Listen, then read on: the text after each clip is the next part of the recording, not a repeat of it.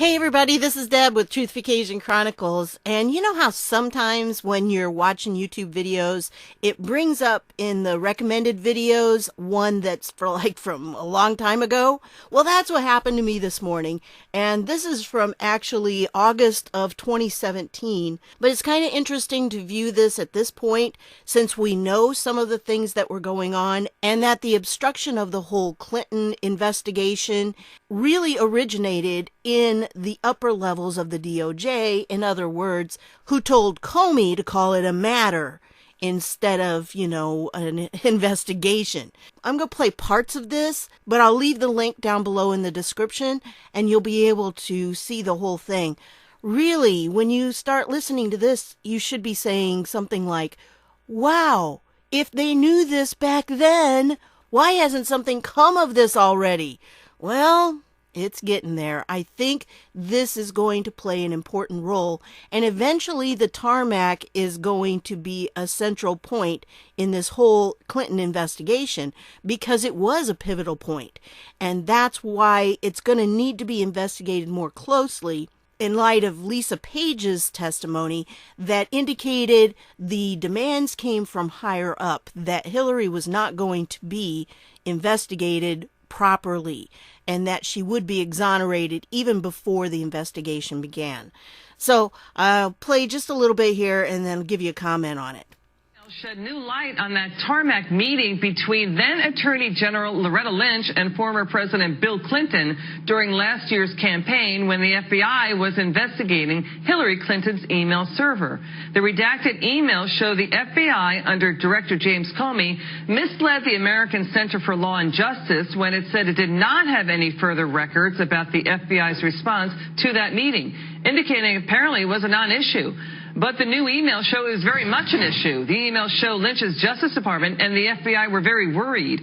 These emails between Justice and the FBI discussed talking points to deal with the fallout of that meeting, as well as deep concern about the media's coverage of Lynch's meeting with Clinton at places like ABC, CBS, Fox News, The Washington Post, and The New York Times.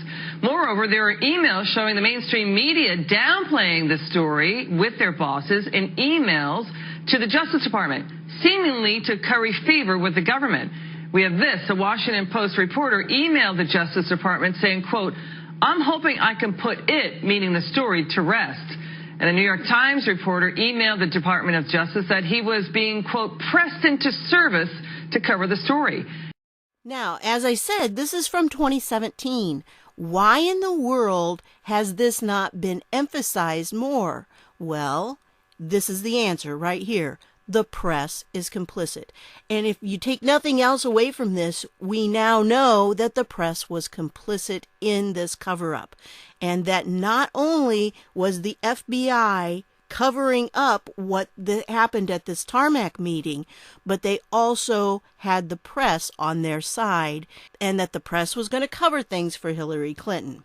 And this is something that is major, because when our press sells us out and they refuse to cover things that are of this vital importance just because they are behind one candidate and not the other, it's ridiculous. This is not press. This is not news. This is not journalism. And this has to be addressed. And I'm pretty sure Bill Barr is going to address this. I hope so, at least. And there's more to it than this, because not only do they have these emails that prove this, but they also have a recording from the plane itself. Yes, it does exist. In fact, there was a guy in Florida, I believe it was, who was a dentist or something like that, and he put in a FOIA request for it. The response he got back did not say that the recording didn't exist. It said that it could not be released for matters of national security. Now, if Loretta Lynch and Bill Clinton were talking about their grandkids or golf or whatever the case was, that's not national security. What's on those that would prevent their release, through a FOIA request? There's got to be something. So I'm not sure what they've been digging up since then, because obviously we have new emails today that are pretty much supporting what was going on and that there was more to it. But this right here indicates that, yes, not only was the FBI in on this, but so was the press. And they were all working together to cover things up for Hillary. Now we're seeing it. I mean, this at the time, August 2017. And yet it just kind of fell by the side of the road because the only people covering it was Fox. And now we're starting to see more people believe it. So let's go on. Joining me now, attorney for the American Center for Law and Justice, he's Jordan Seculo. Good to see you, Jordan. Good to see you, Liz. How concerning is this, these new batch of emails about the Justice Department and the FBI dealing with this controversy? Very, because it starts with a document that we received when we filed the FOIA request. Before we had to go to court to compel these documents, we filed a FOIA request with the Department of Justice and the FBI about 2 weeks after this meeting on the tarmac.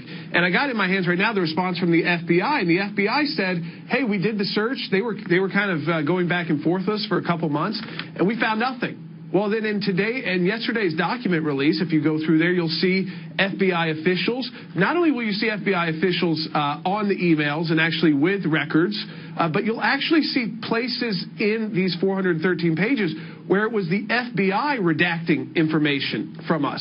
So they were very much involved. So they started the whole process off by saying there was nothing. Then they started redacting things when there was something. And this was all happening, remember, under the tenure of James Comey. Ultimately, these documents get released. And as you pointed out, Liz, not only is it troubling to see how the Department of Justice was really just concerned about how do we respond to this. This was at a time when they were worried that the media was really going to glam on. They said, oh, you know, it'll just be Fox, maybe CBS for a few lines. Because you see those Washington Post reporters and those New York Times reporters just playing a game. Yeah, Jordan, you know. So now that we know what the FBI was doing, we look back at this and we say, of course they did that. Why would they say, oh, no, there's nothing to see here. Just move along. Nothing to see. Well, the reason they did was because they were covering it all up. They were trying to exonerate Hillary. That was their goal, and they were told that from the top. And I think not only were they told that from the top, as in Loretta Lynch, I think they were told that from the top by Barack Obama. So that's where it's eventually going to end up. But now that we know what we know, we look back at this and we're like, of course, that's what they were doing. We knew it even back then. But people weren't really putting the pieces together at the time. And that's one of the things that I wanted to point out. You know, sometimes people are like, well, nobody's been arrested yet. Nothing's happening. Yeah, look what's happening. This was such a big story and really revealed quite a bit, but yet it was passed over and nobody remembers it. You know, we've forgotten what we didn't know back then. There was so much we didn't know, and yet there were things that we did know, but we couldn't put all the pieces together yet. And that's why I always refer to this whole thing as a huge puzzle laying out there. I have a niece that loves to do puzzles. I mean, she's really good at it, and she loves to do them.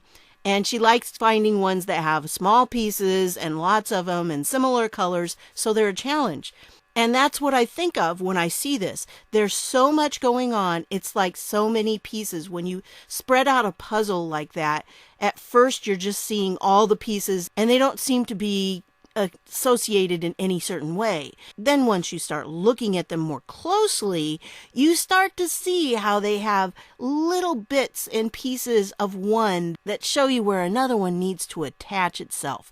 So there's little things that bleed over and point to other things. And I think that's what happened with these emails. At the time that this came out, we were looking at the puzzle spread out and it didn't seem to connect anything with anything else. Obviously, we knew this was not good. The meeting on the tarmac. I mean, everybody, I think, on the Republican side knew from the start that it wasn't good that Bill Clinton met with Loretta Lynch at that point in time. But now that we can look back, we see it was probably even worse than we ever imagined. And there were things that were going on. So let me just go on with a little bit more here. is there any indication in the documents that you've seen, these emails, that the FBI and the Justice Department knew ahead of time that Bill Clinton would meet with Loretta Lynch on the tarmac? Because it was being played like it was an accident. Yeah, there's a question there. Is that so? You've got the Department of Justice. Their first response to some of the people was, this wasn't planned. But then there is an email within these documents that talks about their security teams. That's the headline, and we don't get the text. But the headline is their security teams coordinating. So there, at some point, and it may have been very close, Liz. I don't want to ever go too far than what the documents tell me. At some point, they were being questioned and having to figure out where the security teams of Loretta Lynch coordinating with the Secret Service protection that former President Bill Clinton receives. So that is very real. We're not done here. At the ACLJ, we're actually going to look for, because these redactions, I've got some just to show people. What they redacted here were we have pages and pages like this and the headline is talking points for Attorney General's media availability.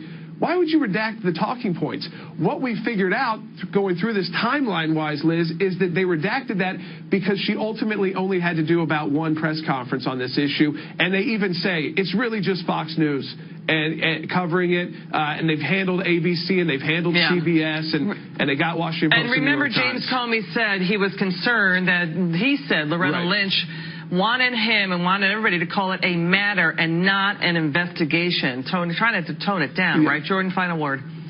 Yeah, final word on this is that Jim Comey loved memos, and his team was involved in this. He even said under oath that this was the reason, one of the reasons why he took that bizarre action to announce the closure of the investigation on his own. I have a feeling that this is not the end of the documents, and we're going back to court to find out what the FBI may be hiding. Okay, good to see you, Jordan. So, did you see those redactions? Yeah, I know. When I saw it, I was like, oh. Yeah, and those were redacted by the FBI. Why? Well, to cover their tracks. So even back then, the FBI was trying to cover its tracks and trying to keep people from finding out the truth of what was going on. And this is all starting to come out now. Now, I understand this is from 2017, okay? I understand that. But if you look at it with the eyes we have now, it shows you exactly what I was saying. It's like a big puzzle spread out before you, and you start examining the little pieces so you can start putting them together. Back then, we didn't know enough to put pieces together. Now we can do that. And that's why this is kind of a pivotal thing. I think we're going to find out more about this. And I think probably this is going to connect in with Julian Assange because, remember, the entire Russia thing was predicated on the idea that the Russians hacked the DNC server. Well, those of us in the know that Seth Rich was the one who gave them the DNC emails. We know the Russians didn't hack their server. They claimed that, and they wouldn't let the FBI forensics team investigate it. Instead, they gave their server to CrowdStrike, which was their own personal place, so they could check it. Yeah. Yeah. That's the deal. And so this TARMAC thing is all going to start coming out, and I think it's going to be tied in, and I think it's probably going to be something that maybe we're going to start seeing revealed, and the TARMAC is going to be more of a focus because of Julian Assange. Because you see, they're going to need to have that server, which will reveal that Julian Assange is telling the truth, that Russia did not give him the DNC emails. And if they need to examine the server, that could reveal what really happened on the tarmac. Because what's under those redactions, you can bet those talking points, they're going to be eye-opening and they're going to show what the deal was. And besides, I want to make a comment here about the whole Secret Service type thing.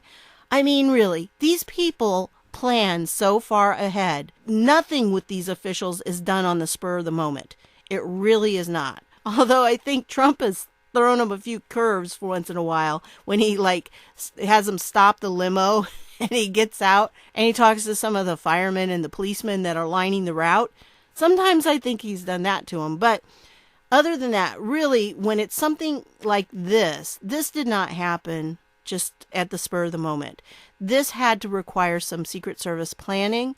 And so the idea that Loretta Lynch just happened to see Bill Clinton's plane or vice versa, oh, let's just go say hi. Yeah, that didn't happen, okay? It requires too much preparation from those Secret Service guys. So I don't know how far in advance, but I'm kind of guessing that maybe what's under those redactions might possibly be an answer. And you got to wonder, will those things that were in those emails that he had that had those great big redactions, are those going to be released and unredacted? That's a possibility too. Are those part of what Trump has declassified? Is that something that the Republicans are asking for? Are they in the documents? Maybe. I don't know. But I think probably the TARMAC is going to be coming back around because there's a key link there, especially with the Julian Assange thing and everything. And when it comes to Assange, let me clarify, I'm not saying he is not a hero in some respects. There are some things that he did for us that were really good. However, he is not an angel, okay? So keep that in mind. There are some things that he did that were not so great. And I don't know if he actually did collude with Manning to try to hack the DOD servers, but it all will come out. And as it comes out, I think we're going to start seeing some of this revealed. So Assange is kind of a key player because some of the things that he was involved with are going to reveal more about the situation we're in here with the plot against Trump. Okay, so that's my thoughts on it. And again, if you want to say he's a hero, there's part of what he did that was heroic. However, other parts, I think that he does need to be held responsible for, endangering our country. So that's my thoughts on it. You're welcome to have a different opinion. That's fine. But that's just kind of how I feel about it. Anyway, that's what I've got. I want to thank you for stopping by, and I'll see y'all later.